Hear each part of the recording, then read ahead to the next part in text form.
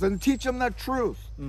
Because you guys don't know a fart, a stinking fart about the truth. Fast forward, way fast forward, I haven't run into one genuine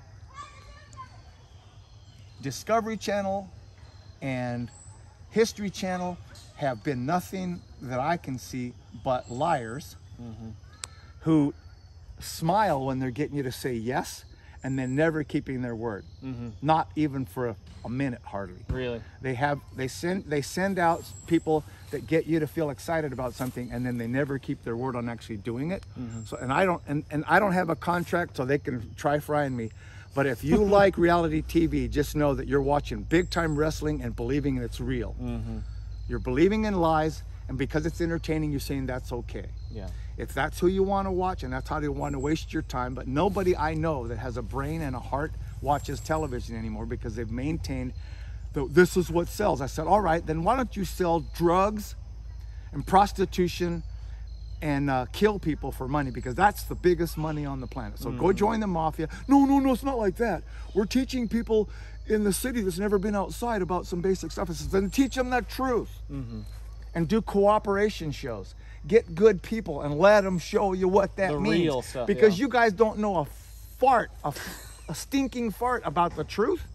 Yeah. So why try to aggrandize it by making it false? Reality is way more exciting. Yeah. The truth is way more exciting. The artificial dramatization of stuff really irritates me. And I'm sorry that I'm blowing it your way. No. Because I should be blowing it your way. This is unprofessional. Never look into the camera. Always look off to one side or the other. But you guys are believing in one of the most asshole processes in the world, which puts money above truth. You keep doing that, and you'll lose all the good people on the planet. You'll get the money, and you'll go to hell when you got your money. That's what I'm saying to television. So did you strike a nerve in me? Yeah, I got told over and over again, we're going to do the real thing. And over again, I got dated by assholes who just wanted to get in my pants. That's the metaphor. I love you, baby. Along with 50 other girls. Well, or guys, or goats. I'm going to scum on you guys because you're the biggest scumbags I've ever met. And not the film crews. They're artists who love what they're doing. Yeah. And they make these beautiful films. And they tell me, hey, don't get excited too much because they're going to trash everything we filmed today because they're looking for you to get hurt, they're looking for you to lose your cool. There you go. So, yeah. You guys have been the worst people I've ever had to spend any time with. I hope you're watching. And I have a lot of people I love and that love me because I'm honest. So if this hurts, good. Get a new job or find a new way to educate in an honest way the people of this planet. And quit saying we have to do this, otherwise we won't make enough money to survive. Well, then go kill people and sell drugs and enslave people for a living, because that's the biggest money on the planet. So get some ethics, or skip the ethics part and go after what you're after, which is the money. Somewhere along the line, you have to make a decision. Anyway. Well, okay, so I'm talking to you. So what? And I'm a nobody. I don't care. What are your thoughts? Got nothing to lose. What are your thoughts on the positive aspect of that? Let's put a positive spin on it. Okay, I'm going to do that because I love it. No, I love that. Okay. I love that. I'm going to put a positive spin on the people that you can reach. Good. I'm dancing away at a reggae concert one time out in the sticks in a cowboy community, and some really cool people have put a ranch together that invites all kinds of music venues, and I'm having a blast to these reggae band from Hawaii. I think it's Soul Redemption. Okay. And all of a sudden, in the middle of a song, this guy goes, "Hey, and you that guy from TV? You're that guy from television?" And he, big, beautiful man. His first name's Moroni.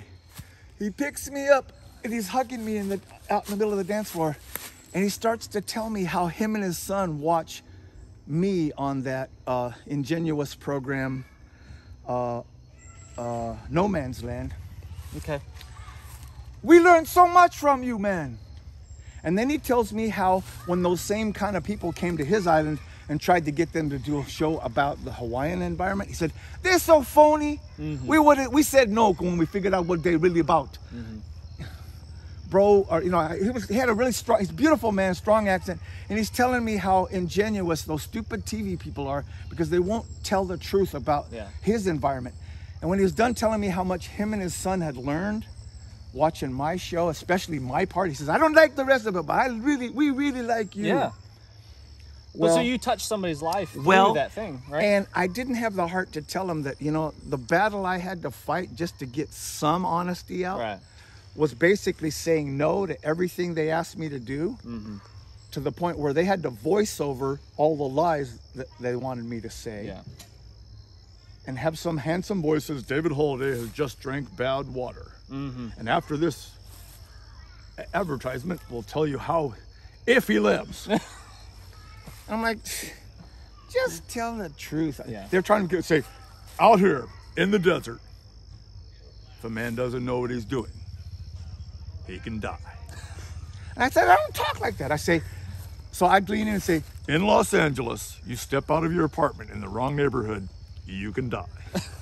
Right? Or get on the freeway and try to get to work, you can die. And they say, no, David, just cooperate. And I said, why? Why lie? I'm not going to lie. So I'd say, okay, this is the most beautiful environment I've ever lived in. I love it here. It's safer than any city on the planet. The water's better, the food's better, the people are kinder, and I love it here. But bears and mountain lions are wonderful to find and see, and you don't never get to see them. So when you do, it's a special, beautiful day. No, don't they're say gonna that. eat you. Don't say that.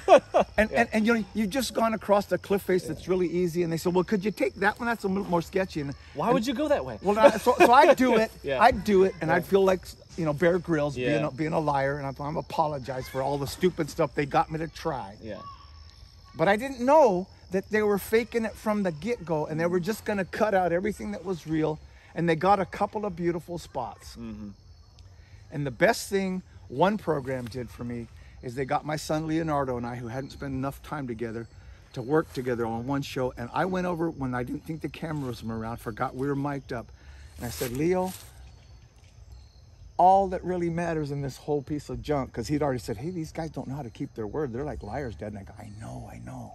And we didn't know they were listening, but I said, it's all worth it just to spend some time with you. And he got teary-eyed, I got teary-eyed, and we hugged. And of course they captured that. But that was real. That was one real moment in 5 weeks of phoniness.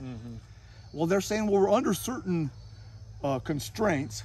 And the way they scam you is they tell you, we're just gonna film you for a year or whatever, and then whatever we can put together out of reality, we'll make. And I said, great, you're gonna watch me go to Walmart, and Costco, and drive down to Mexico and do all these gatherings. That would be a cool show. We're gonna have to get permission from those entities, but if you want to watch what this outdoor family really has to do to survive, that would be really informative to the American public, to see the dark and light side of their real hardships. But you're a caveman living off the land. No.